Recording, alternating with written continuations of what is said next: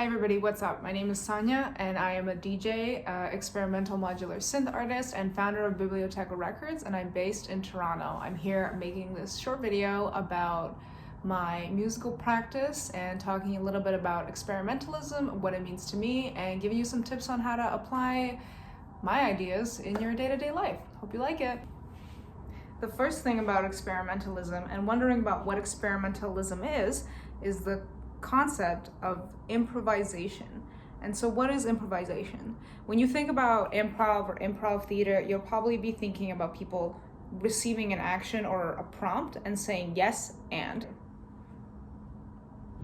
Another bit of improvisation is to just doing whatever comes naturally to you, whether that means clapping your hands, rubbing them together, using other things as instruments, which we'll talk about later, or just jamming on the keys of your keyboard.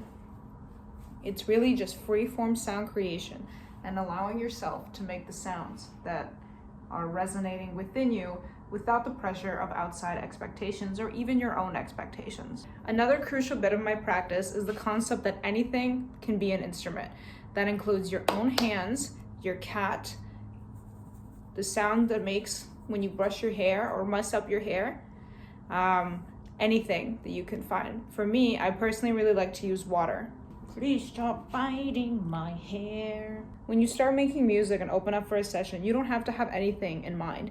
You just have to have your instruments or your singular instrument and play with it for as long or as little as you feel that you want to. Improvisation, making freeform sound. Anything can be an instrument.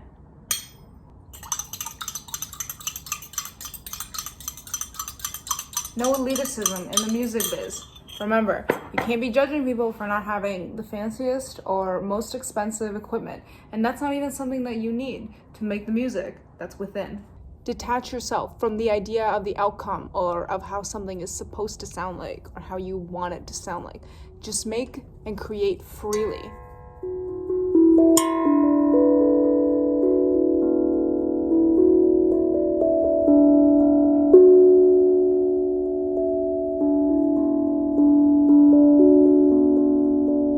Embrace the idea of play when making music.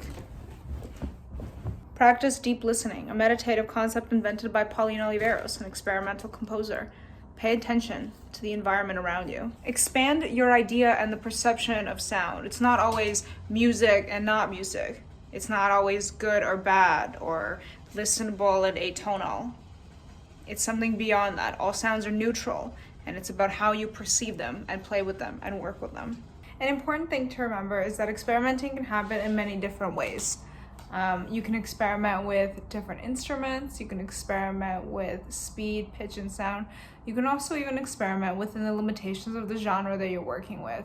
For example, if you're making pop music and there's a very specific drum style that you like to use, switch it up, try something different. The point of experimenting and improvisation in general is to always be trying something new, to be presented with some instruments, some music, some sound, and to look at it and say yes and to move forward with it. When we experiment, we destroy expectations. Experimenting is about letting go of your fears and admitting to yourself and to those around you what you don't know.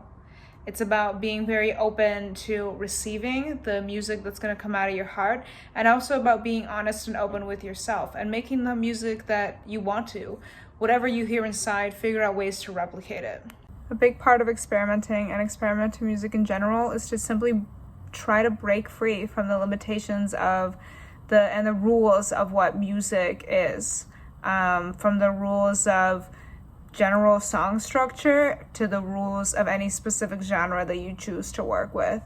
The goal here is to acknowledge them, honor them, respect them, and to decide that you don't want to work with them anymore and these constraints don't fit you, and to simply break apart the idea of having these constraints in the first place. Your voice is still always going to be your first and greatest instrument. And on that note, I'm going to read a short passage from this book, Sound Healing for Beginners, by Joshua Goldman and Alex Sims, about humming. Although seemingly simple, humming may actually be one of the most profound toning practices.